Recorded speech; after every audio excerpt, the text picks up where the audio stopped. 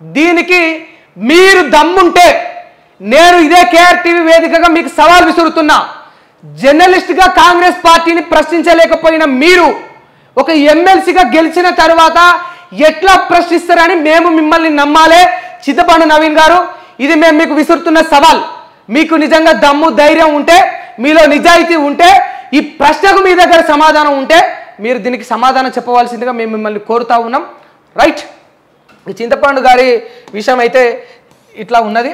ఇప్పుడు మనం ఈ రాకేష్ రెడ్డి గారి యొక్క ముచ్చట కూడా చూసుకుందాం. మనం ఒకసారి ఎవరి ముచ్చట? రాకేష్ రెడ్డి పోయినాది ఇండిపెండెంట్. ఇది ఈ రాకేష్ రెడ్డి గారు గతంలో బీజేపీలో ఉండే చాలా విషయాలు కూడా ఇప్పుడు క్లుప్తంగా చెప్పాలని నేను మీకు వీరి గురించి కూడా. రాకేష్ రెడ్డి గారిని తీసుకుందాం.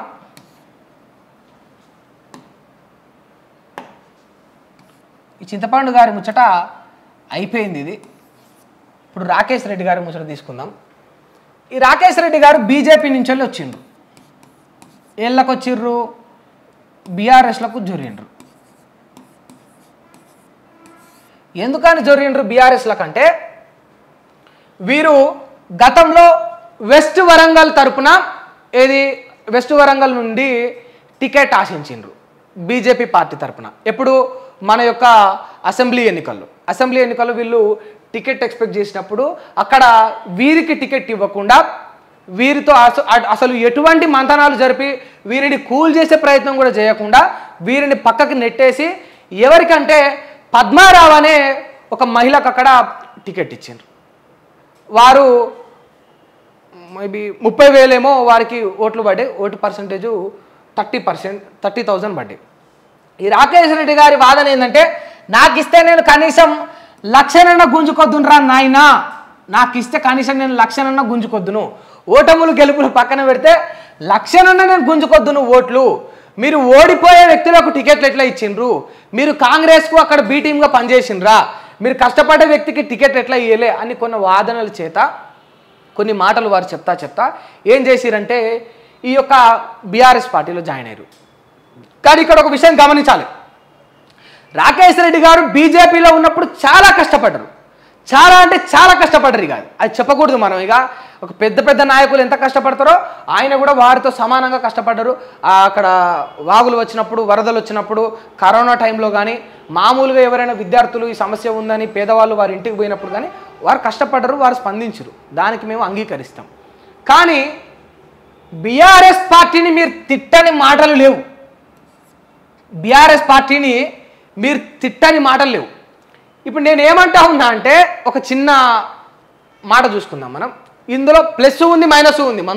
మళ్ళా ఇందులో వీరు ఇక కేటీఆర్ను రకుల్ రావ్ అన్నాడు, రకరకాలుగా తిట్టిండు. కేసీఆర్ని అయితే ఆడు మనిషే కాదన్నాడు, అదన్నాడు, ఇదన్నాడు. ఇట్లా తిట్టరాని మాటలన్నీ తిట్టిపోసిండు రాకేష్ రెడ్డి బీఆర్ఎస్ ప్రభుత్వాన్ని. ఇన్ని తిట్టి మళ్ళీ బీఆర్ఎస్ పార్టీలకే వేయండు. ఇన్ని తిట్టి కూడా మళ్ళీ బీఆర్ఎస్ పార్టీలకే వేయండు. ఎవరు? ఈ రాకేష్ రెడ్డి అనేట ఆయన. కాకపోతే చాలామంది అన్న మాట ఏంటంటే, నువ్వు కాంగ్రెస్ పార్టీలకు ఎందుకు పోలేకపోయినావు, బీఆర్ఎస్లకే ఎందుకు పోయినావు, అన్ని మాటలు తిట్టి నువ్వు బీఆర్ఎస్ పార్టీలకు ఎందుకు పోయినావు, కాంగ్రెస్ పార్టీలకు ఎందుకు పోలేకపోయినావు, అధికారులను సైతం తిట్టినావు.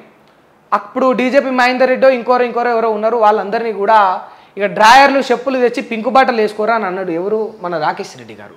అన్ని మాటలు అన్న రాకేష్ రెడ్డి ఇవాళ మళ్ళీ విలువలు తప్పి బీఆర్ఎస్లకు ఎట్లా పోయిండు, కాంగ్రెస్లకు రాకపోయినావు, బీజేపీలోనే ఉండి కొట్లాడకపోయినావు అని చాలామంది కూడా వీరిని క్వశ్చన్ చేసిరు. ఆ క్వశ్చన్లో కొంత అర్థం ఉంటుంది. నేను పదవుల కోసం లేకపోతే ఇంకో వాటి కోసం నేను ఆశపడ్డోన్నైతే నేను కాంగ్రెస్ పార్టీలకు మళ్ళీ జాయిన్ అవుతుంటే, నేను ప్రతిపక్షంలోనే ఉండి ఎందుకు కొట్లాడుతూ ఉన్నా. సరే, వాళ్ళు టికెట్ ఇవ్వనప్పుడు అప్పుడు అంటే ఇంకా నిర్దేశాలు కాలే, ఎలక్షన్స్ కాలే, అప్పుడు ఆయన పోయిండు. కానీ పదవుల కోసమే ఆశపడ్డానైతే ఇప్పుడైనా నేను కాంగ్రెస్ పార్టీలోకి వస్తుంటే నాలో కొట్లాడే తత్వం ఉన్నది, నాలో ప్రశ్నించే తత్వం ఉన్నది. అందుకే నేను బీఆర్ఎస్ పార్టీలో సర్వైవ్ అవుతా ఉన్నా.